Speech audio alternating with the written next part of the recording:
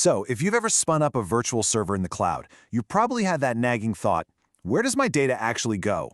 Well, today, we're going to pull back the curtain on one of AWS's most fundamental services, Elastic Block Store, or EBS. This is the key to making sure your data is safe, sound, and ready when you need it. Right, let's dive straight in with the most important question of all. What actually happens to your data? I want you to imagine this. You spend hours, maybe even days, getting your virtual server, your EC2 instance, just right. You've got your apps installed, your database is running perfectly, and then, for whatever reason, you terminate the instance. Poof! Is all that hard work just gone? Vanished? That's the exact problem we need a solution for.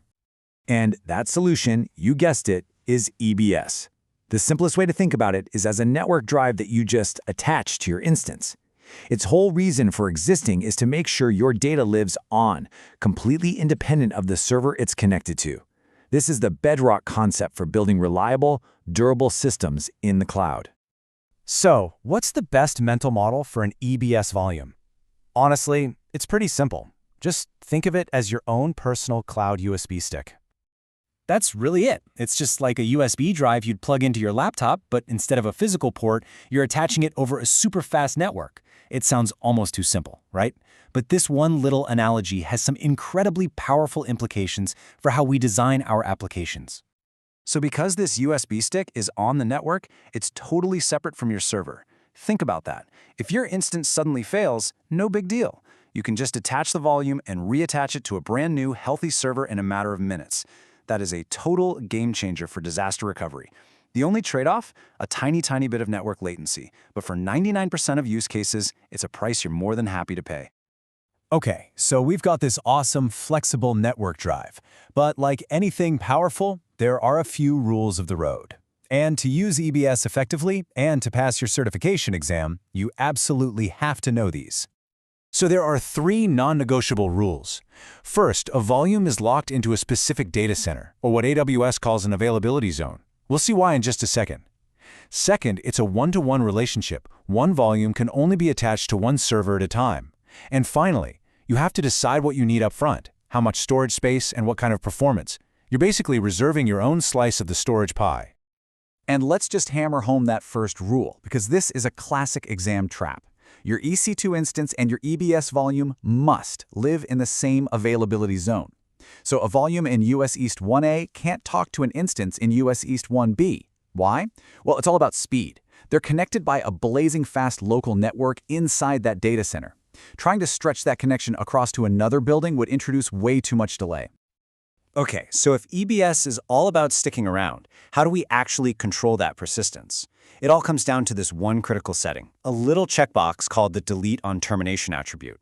And trust me, it's a small checkbox with some pretty big consequences. The logic here is beautifully simple. When you click Terminate on a server, AWS just looks at each attached volume and asks one simple question. Is the delete on termination box checked? If the answer is yes, then poof, the volume is deleted right along with the server. If the answer is no, the volume just hangs out safe and sound, ready for its next job.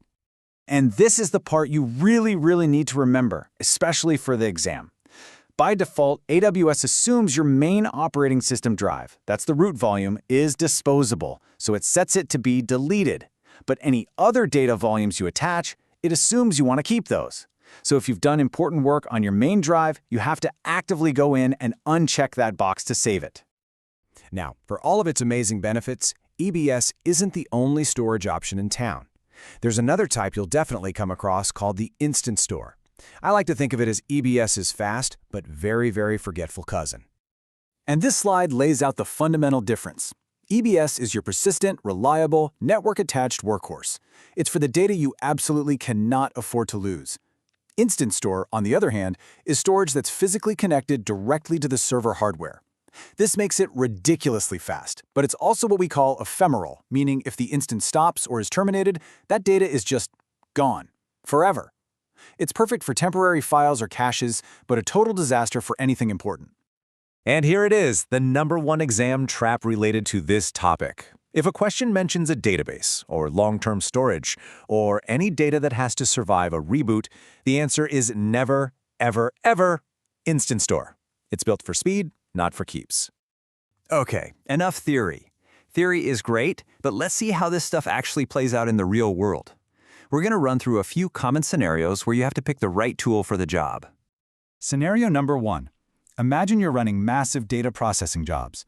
The key things here are that these jobs can be paused and restarted, and your absolute number one priority is saving money. What do you reach for? So the correct answer here is actually about how you buy your server. Spot instances.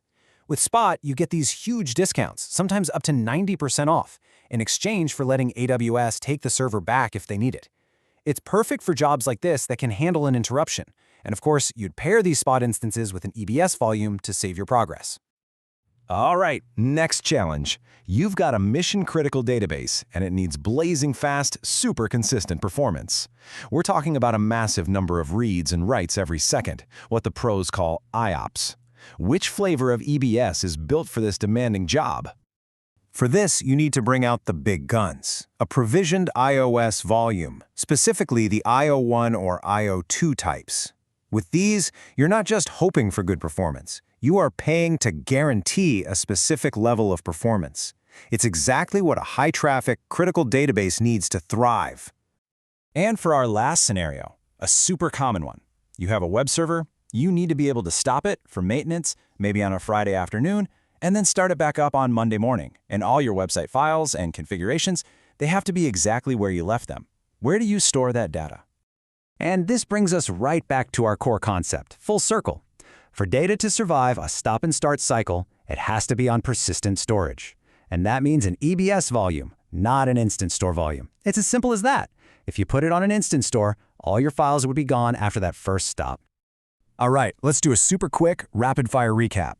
EBS, that's your persistent network USB stick. Instant store, super fast but temporary. Data's gone on termination.